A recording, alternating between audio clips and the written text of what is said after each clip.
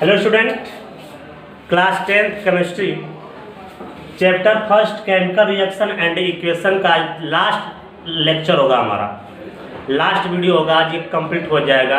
इसमें मात्र 2 टॉपिक्स आपका बचा हुआ था।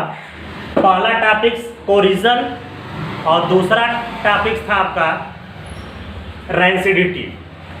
पहला कोरिजन और दूसरा क्या है, रैंसिडिटी। यही 2 टॉपिक मैं आपको कंप्लीट कर दूंगा तो ये फर्स्ट चैप्टर का वीडियो मेरे कंप्लीट हो जाएगा। तो चलते हैं नेक्स्ट। अब बात करते हैं कोरिजन। ठीक, कुछ लोग कोराइजन कहते हैं, कोरिजन, कोरोजन कहते हैं ना।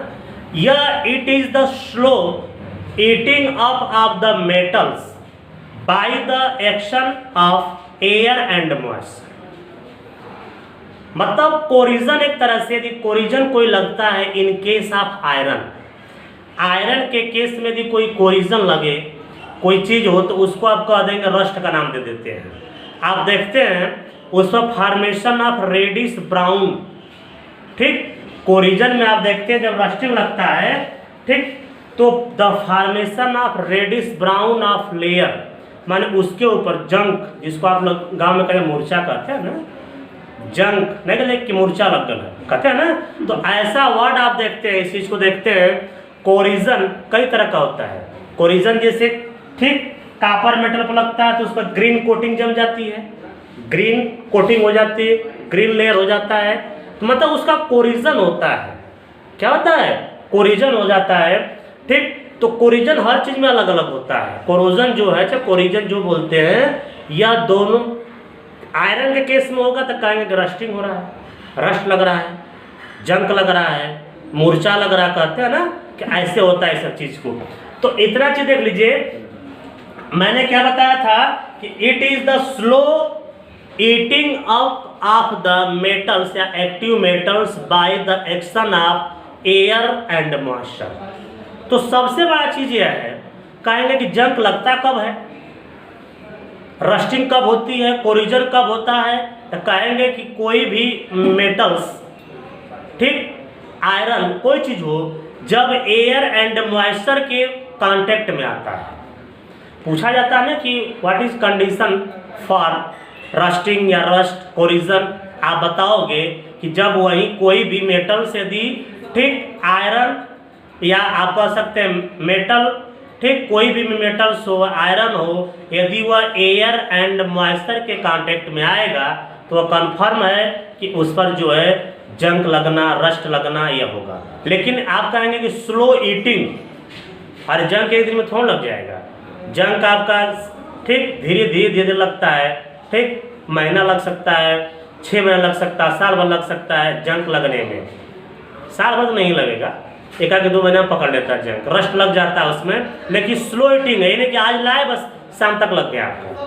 तो इसीलिए कहा गया it is the slow eating up of the, ठीक, up of the metals by the action of air and moisture. ठीक, एक चीज और सुन लो, कभी कभी पूछे कि रस्टिंग या रस्ट का फार्मूला, तो आप ये बताते हैं कि Fe2O3 इंटू XH2O यह होता है रस्ट का फार्मूला। कभी कोई आपसे पूछे कि रस्ट का फार्मूला क्या होगा, बताओ। रस्ट का फार्मूला आपसे कोई पूछे तो आप बताएंगे Fe2O3 इंटू XH2O। देखो यहाँ पर लिखा है X ना, X का मतलब होता है number of water molecule. Confirm नहीं है कि 1 वाटर होगा, कि अब वाटर के 2 मॉलिक्यूल होंगे, 3 मॉलिक्यूल होंगे, कितने मॉलिक्यूल्स होंगे। लेकिन इतना चीज ध्यान दो कि देखो Fe2O3 का मतलब Fe माने आयरन, लोहा, O ऑक्सीजन। जब आयरन, ठीक, ध्यान दीजिए, 2 चीज के कांटेक्ट में, ऑक्सीजन के कांटेक्ट में एंड वाटर के कांटेक्ट में आता है, तो यही आपका रस्ट लगता है। ठीक, Fe2O3 इंटू XH2O। कभी कोई पूछे आपसे कि रस्ट का फॉर्मेशन या रस्ट का फार्मूला, आप यही बताएंगे Fe2O3 इंटू XH2O होता है। ओके, ठीक, आगे चलते हैं। इसमें दिया condition necessary for rusting. Rusting का जो है, रस्ट का कौन कौन सा कंडीशंस होते हैं, ठीक, किस तरह के कंडीशंस होते हैं, क्यों, कैसे लगता है? तो मैंने शुरू में बता दिया कि कोई भी मेटल्स, आयरन सब्सटेंस, कोई चीज एयर एंड मॉइस्चर के कांटेक्ट में आता है तब उस पर क्या है, रस्ट लगता है। ठीक, उस पर कोरेजन होता है उसका। अब हम आगे आएंगे प्रिवेंशन। कोरिजन का जो है प्रिवेंशन कैसे करेंगे, माने इसको प्रिवेंट कैसे करते हैं। आप देखते हैं कोई चीज, कोई मेटल का चीज लाते हैं घर पर, कोई आयरन का चीज लाते हैं, लोहा का, तो लाने के बाद तुरंत पेंट करते हैं, तुरंत उस पर पेंट मारना स्टार्ट करते हैं। क्यों मारते हैं? कि कहीं मुरझा न जाए, मारते हैं ना, कहीं जंग न लग जाए, ठीक, रस्ट न लग जाए। तुरंत लाने के बाद कोई चीज लाए, बॉक्स लाते हैं, ड्रम लाते हैं, कोई सामान लाते हैं, तो तुरंत उस पर आप ठीक क्या करते हैं, पेंटिंग उसको करते हैं। इसका मतलब ये कंफर्म है कि पहला प्रिवेंशन है कि मेटल को रस्टिंग से बचाने के लिए, कोरिजन से बचाने के लिए पेंटिंग किया जाता है। तो पहला प्रिवेंशन हुआ बाई पेंटिंग। दूसरा चीज आप देखते हैं, बड़े बड़े चीज होते हैं या मशीनरी होती हैं, कल कारखाने होते हैं, तो उसमें देखते हैं कि जंक न लगने पाए, ठीक, जंक न लगे, डस्ट न लगे, तो उसमें ग्रीसिंग या आयलिंग होता है, ग्रीस लगा देते हैं। देखते हैं कोई मशीन चलती है, ग्रीस खत्म हो जाता है तो लगता है रगड़ने, जंग पकड़ने लगता है, ठीक, तो उसमें आयल डाला जाता है, ग्रीस लगाया जाता है। इसका मतलब सेकेंड क्या हो गया, बाई ग्रीसिंग आर आयलिंग। तो दो ठे मैंने बताया, by painting, second by greasing and oiling, माने by grease and oil, greasing लोग करते हैं, ठीक। कोई बहुत बड़ा चीज़ है, पानी में रख दिए, बाहर बरसात दिन है, उसको बचाना है, तो लोग क्या करते हैं, उस पर आयल लगा देते हैं या उसको ग्रीस उस पर लगा देते हैं, ठीक, कि उस पर कहीं जंक न पकड़ने पाए।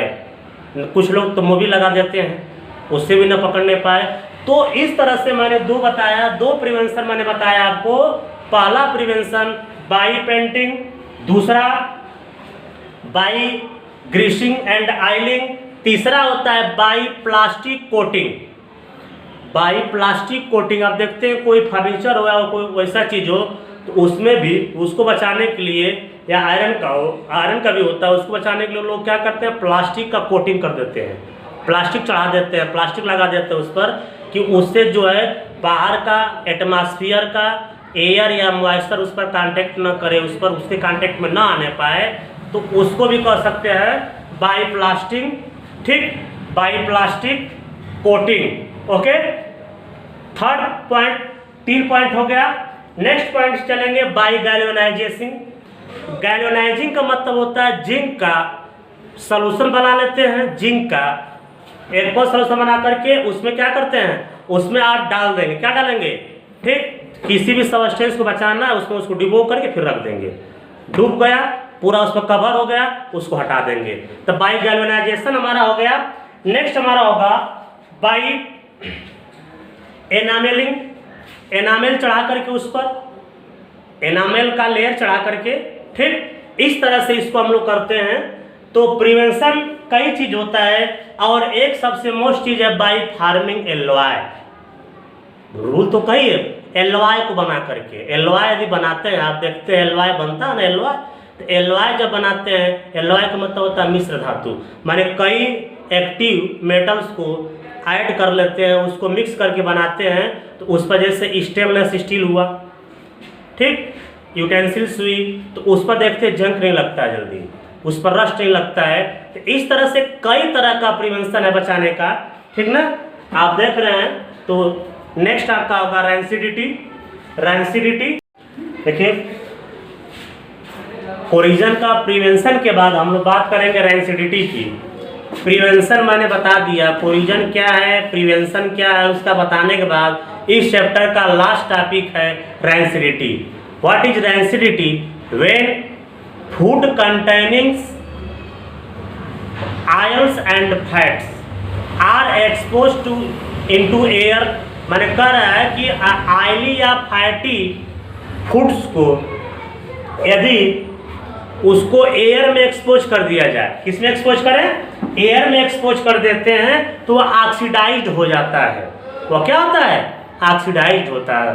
कोई पूछे कभी व्हाट इज रैंसिडिटी, आप कहेंगे कि कोई ऑयली फूड्स हो चाहे फैटी फूड्स हो, उसको यदि आप एयर में एक्सपोज कर देते हो, ठीक, तो वह तुरंत ऑक्सीडाइज हो जाता है। ऑक्सीडाइज होने के बाद वह जो है उसमें से बैड स्मेलिंग आती है, स्टेल हो जाता है, कहते हैं इसको कि बसियाना नहीं कहते हैं कि बासी हो जाता है, ठीक। उसमें जो है स्मेलिंग भी उसकी बदल जाती है, स्टेल हो जाता है। क्यों होता है? ऑक्सीडाइज्ड हो जाता है वो। तो इसका मतलब है कि रैंसिडिटी का मतलब है फूड का स्पॉयल होना। फूड का क्या होना? स्पॉयल होना, बेकार होना, नष्ट होना। क्यों? ऑक्सीडाइज हो जाता है। आपको मैं जो आज इस वीडियो जो भेज रहा हूँ, कोरिजन बताया इससे पहले, रैंसिडिटी बता रहा हूँ, यह दोनों ऑक्सीडेशन एंड रिडक्शन का जो हमारे एवरीडे लाइफ में एप्लीकेशन के रूप में देख सकते हैं इसको। तो रैंसिडिटी कंफर्म हो गया आप लोगों को। व्हाट इज रैंसिडिटी, क्या होती है, रैंसिडिटी है क्या? मैंने एक बार फिर कंफर्म कर दे रहा हूँ। Fatty acid, fatty oily foods को यदि हम एयर में एक्सपोज कर दें, ऑक्सीडाइज हो जाता है। ऑक्सीडाइज होने के बाद उसका कलर चेंज हो जाएगा, स्टेल हो जाएगा, स्मेलिंग बदल जाएगी। स्टेल माने बसिया जाना, खराब हो जाएगा। क्यों? क्योंकि वह ऑक्सीडाइज हो जाता है। तो ऑक्सीडाइज माने ऑक्सीडेशन को रोकने के लिए, अब सुन लीजिए, प्रिवेंशन की बात आती है, ठीक। रैंसिडिटी को रोकने के लिए, रैंसिडिटी क्यों होती है? ऑक्सीडेशन की वजह से होती है, ऑक्सीडाइज होने की वजह से होती है। तो उसको रोकने के लिए उसके अगेंस्ट में जो सबस्टेंस हम यूज करेंगे उसको हम लोग कहेंगे एंटीऑक्सीडेंट। क्या बोलेंगे उसको? एंटीऑक्सीडेंट। कभी कोई बात करे कि उसको कैसे रोकेंगे, कैसे प्रिवेंट करेंगे, आप ये बताओगे कि उसको रोकने के लिए उसके अगेंस्ट में, माने ऑक्सीडेशन को रोकने के लिए कि ऑक्सीडेशन ना हो, उसको रोकने के लिए उसके अगेंस्ट में आप क्या करेंगे? जो सबस्टेंस ऐड करेंगे उसको बोलेंगे एंटीऑक्सीडेंट। क्या बोलेंगे? एंटीऑक्सीडेंट। जिसमें से दो चीज बता दे रहा हूं, BHA और एक होगा BHT। दोनों का फुल फॉर्म देख लीजिए, BHA एंड BHT। B का ब्यूटिलेटेड, H का मतलब हाइड्रॉक्सी, ठीक। A का मतलब एनिसोल। यह क्या होगा? Anisole. Okay, butylated hydroxy anisole. अब इसका देख लीजिए, BHT का देखो, BHT का देख लीजिए, ब्यूटिलेटेड, H का हाइड्रॉक्सी, ठीक, T का टॉलुइन, टॉलुइन होगा। यह सब एंटीऑक्सीडेंट का वर्क करते हैं। कोई पूछ दे कि किसी एंटीऑक्सीडेंट का नाम बताओ, तो आप बता देना, BHA होगा, BHT होगा। BHA का butylated hydroxy anisole, butylated, BHT का ब्यूटिलेटेड हाइड्रॉक्सी टॉलुइन। यह सब क्या है? एंटीऑक्सीडेंट है। यह सब क्या है? एंटीऑक्सीडेंट होते हैं। क्लियर? एंटीऑक्सीडेंट है। दूसरा बता दे रहा हूं मैं, बस ये आपका लास्ट हो गया। दूसरा देखते हैं, कुरकुरा आता है, चिप्स आता है, अमोनिया गैस भी, क्या चीज? अमोनिया गैस भी जो है एंटीऑक्सीडेंट का वर्क करता है, उसमें रिफ्लक्स किया जाता है, ठीक। तो एंटीऑक्सीडेंट में BHA बता दिया, BHT बता दिया, ठीक। इसके बाद मैंने क्या बताया? अमोनिया गैस, ठीक। कुछ लोग उसको रोकने के लिए फ्रिज में रखते हैं, रेफ्रिजरेटर उसमें रखते हैं। तो ओके, ये हमारा कंफर्म हो गया और ये हमारा इस चैप्टर का, ये पूरा चैप्टर हमारा फाइनल हो गया। नेक्स्ट टर्न पर मैं आपको नेक्स्ट चैप्टर का वीडियो भेजूंगा। आज हमारा केमिकल रिएक्शन एंड इक्वेशन पूरा कंप्लीट हो गया वीडियो। Okay, thanks.